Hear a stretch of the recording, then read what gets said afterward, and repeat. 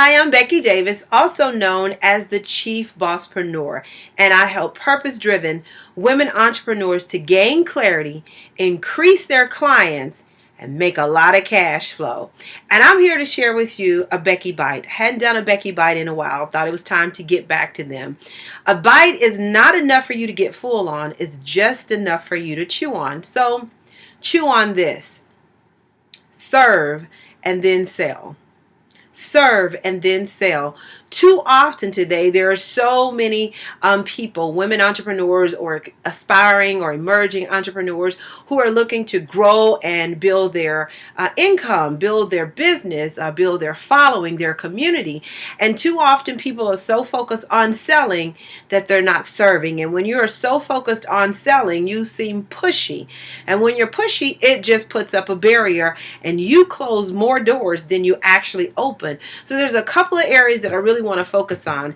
A lot of times people will tag you in Facebook posts to add to your timeline. I have all of mine guarded intentionally because, first of all, if you serve and then sell, then maybe you've seen some things that an individual was doing and you post their information as a way to say, well, hey, I support this person. Let me serve and let me share their information. And then when something comes up, then it's a possibility if you say, hey, well, I want this, if you could post this on your timeline, they just might do it because guess what? You've also done it for them.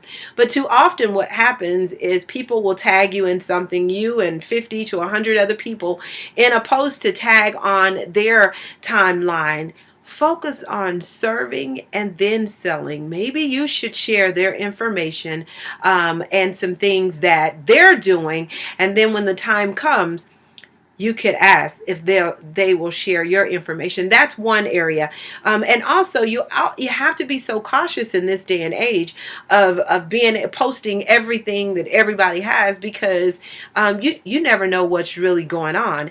And we see this in today's society with people who have these contracts and sponsorship dollars from these large organizations that support them. We've seen this in light of the Bill Cosby information that has come out. You've seen a lot of supporters and schools pull his name out of their information just because of how it would appear to that company from a support standpoint. This happens all the time. Anytime you see something that goes on in the news and it's affecting a company that is saying they're supporting this individual, you'll see them pull some of those sponsorships or they'll end that contract with them. So you have to be careful with what you share. You might not be as big as those people, but your brand is always something that you need to make sure that you are guarding is the information that you share. Another thing with serve and then sell is mentorship. You know, a lot of times people come and they want to be mentored. And how can you mentor me? Well, how do you serve and then ask for the mentorship? What a tip that has really worked phenomenal. I mean, phenomenal for me. It's a best practice that I use and I will forever use it. I would share it with as many people as possible. Is that I try to serve the person who I want to mentor me because those mentors are busy. They're already making it happen. They're doing some pretty phenomenal things. Their schedule is tight. So how can I serve them and make their load a little lighter? And so in doing that, to be able to open an opportunity for me to learn from under that individual, that works so much better than picking up the phone and calling someone who does not know you, you do not know them, and say, can you mentor me? That is not easy to do. And people, you won't get a lot of yeses from that because you haven't built a relationship. There is no connection there. So serve and then sell because you want to be able to do the mentorship.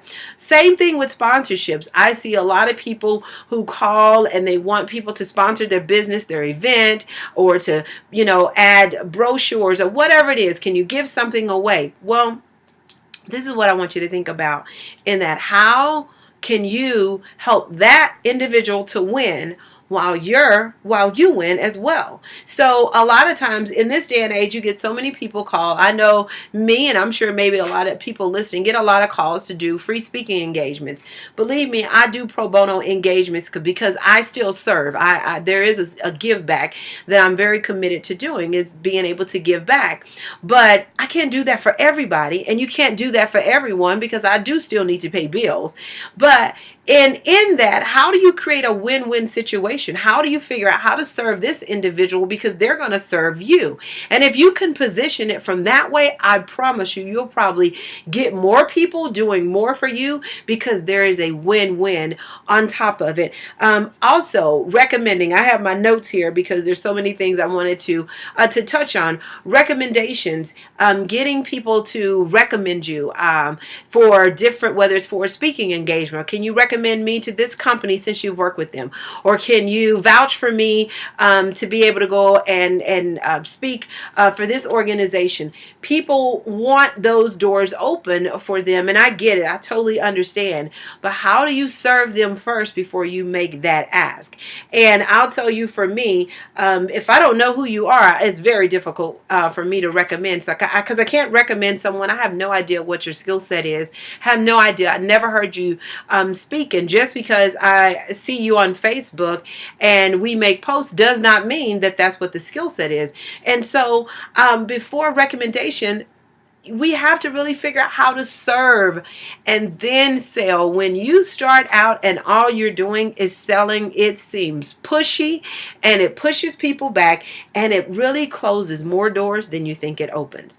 And so I really want to help get the point across. This is a pain point for me. I really wanted to make sure this message was out there. How do you serve and then sell? And I almost call this build before you beg, because it's the same thing. Build a relationship, build a connection, create some familiarity, some comfort and trust, and then the ask. So sometimes you need to build up before you start begging, and too often people jump in, ask for what they want because they want it right now, never thinking about serving first. So that's the bite for the day. Serve and then sell, or build before you beg.